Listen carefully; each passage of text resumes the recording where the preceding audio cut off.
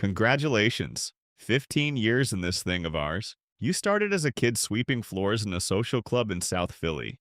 Now you're 41. No official title, no business cards, but everyone in the organization knows what you are, what you do. The number is 22. 22 men who are no longer a problem. Zero open cases. Zero witnesses. You are not the kind of man who appears in newspapers. You are the kind of man newspapers write about only after you're gone. That's why they called you. The meeting happens in the back of a dry cleaning shop on Broad Street. 3 in the morning. You arrive alone. Inside, 4 men. You recognize 2. The third is a lawyer whose name appears in the papers beside senators and judges. The fourth you've never seen.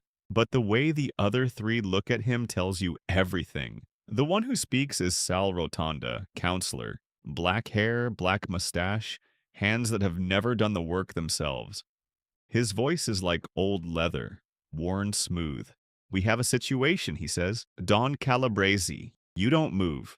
Inside, something cold settles in your chest. Don Ettore Calabrese, 70 years old, 50 years in the life. The man who rebuilt the Philadelphia family from nothing after the War of the 80s. Under his hand, the Borgata became legitimate. On the surface, construction, real estate, waste management. The FBI had been trying to pin something on him for 3 decades. Nothing stuck. He was too careful, too smart, too old. He's losing it, Sal continues. The mind. Last month, he ordered a hit on Mickey Farrow. Mickey Farrow has been with us 30 years. The Don decided he was skimming. He wasn't. We checked. He just bought a new car. That was enough for the old man.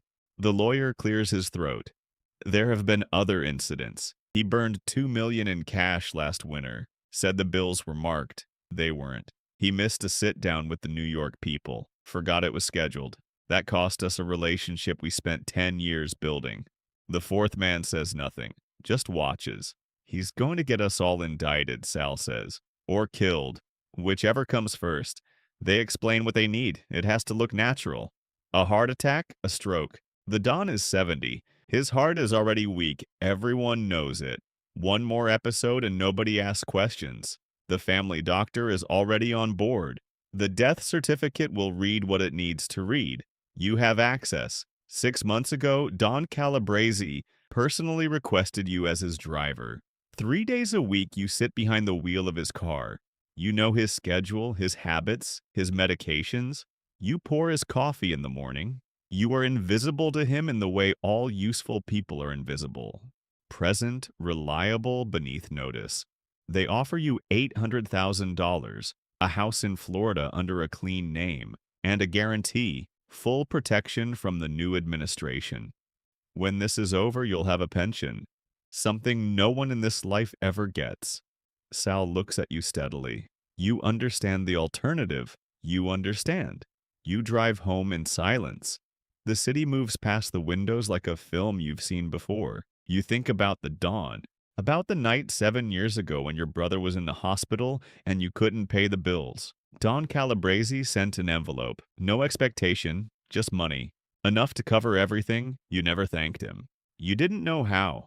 Now you know what you'll give him instead. You spend a week planning. You don't rush. Rushing is how men end up in the river. The Don takes 3 medications: blood pressure, cholesterol, a mild sedative for sleep. You research. You find the combination. Too much of the sedative interacting with the blood pressure medication. In a man his age, with his heart, it would look like exactly what they want it to look like. The delivery method is simple. His evening tea. Every night at 9, he drinks chamomile with honey. You prepare it. You have for 6 months. He trusts the ritual. He trusts you. Tuesday night.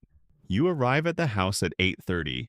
The Don is in his study. You can hear him on the phone, talking to his grandson about baseball. His voice is different on those calls, softer, less like the man who built an empire through fear and silence, more like someone's grandfather, which is exactly what he is. You go to the kitchen. You prepare the tea. Your hands are steady. They are always steady. That's why they chose you.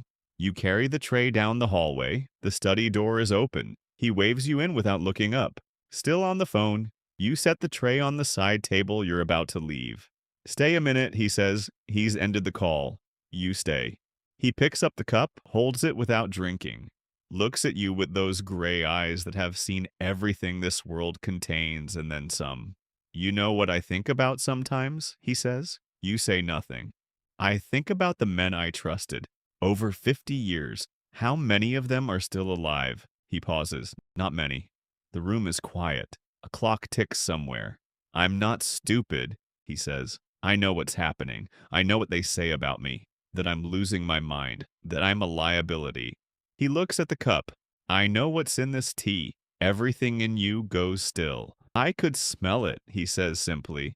I've been in this life since before you were born. I know what fear smells like when it walks into a room wearing a familiar face. He sets the cup down, untouched. I'm not angry, he says. I understand. This is how it works. This is how it has always worked. I did it myself, twice. He folds his hands in his lap. I want to ask you something. Not to save myself. Just to know. You wait. Was it Sal? You don't answer, but something in your face does. He nods slowly, as if confirming something he already knew. Sal, he says quietly. 40 years. He was at my daughter's wedding. He held my grandson at the baptism. A pause. And here we are. The silence between you is heavy with everything that can't be said. Go, he finally says. Tell them it's done. I'll handle the rest myself. I'm tired anyway. I've been tired for years. I just didn't know how to stop. You leave the house. You sit in the car for a long time without starting the engine. The street is empty. A dog barks somewhere in the distance. You call Sal. It's done, you say. He thanks you. Professional. 3 days later, Don Ettore Calabrese dies of cardiac arrest in his home. The family doctor signs the certificate. The funeral draws 500 people, politicians, businessmen, men whose names appear nowhere and everywhere. You stand at the back in a black coat and watch them carry the casket. You don't cry. You stopped being able to cry a long time ago. The money arrives as promised. The house in Florida exists. You drive down 2 weeks later and stand on the porch and look at the ocean and try to feel something that resembles peace. It doesn't come. What comes instead is a phone call, 4 months after the funeral. Unknown number. We need to talk, the voice says, about Don Calabrese, about what really happened, about who's been talking to the feds. Your hand tightens on the phone. Sal has a problem, the voice says. He thinks you're the loose end. He's already moved on the others. You think about the lawyer. You saw his obituary last month. Car accident. You think about the fourth man from the dry cleaning shop. He hasn't been seen in weeks. You have maybe 10 days, the voice says. Maybe less. The line goes dead. You sit on the porch of your Florida house and watch the ocean move, back and forth. Doesn't care about any of this. It was here before all of you, and it will be here after. You think about what the Don said. I've been tired for years. I just didn't know how to stop. You understand that now. You understand it completely. You stand up, go inside, pack a bag. Not the documents. You leave those. Not the money. You take only what fits in one small bag, which is less than you'd think after a life like this. You walk out the front door and leave it unlocked. The road goes north. You don't have a destination, only the direction, which is away. Away from Sal and the organization and the dry cleaning shop and the study and the cup of tea that an old man refused to drink, because he'd lived long enough to recognize what the end smelled like when it came for him wearing a familiar face. You drive until the city lights disappear behind you. The wheel turns. It always turns. The road just continues the way roads do. For now, that's enough. For now, you drive.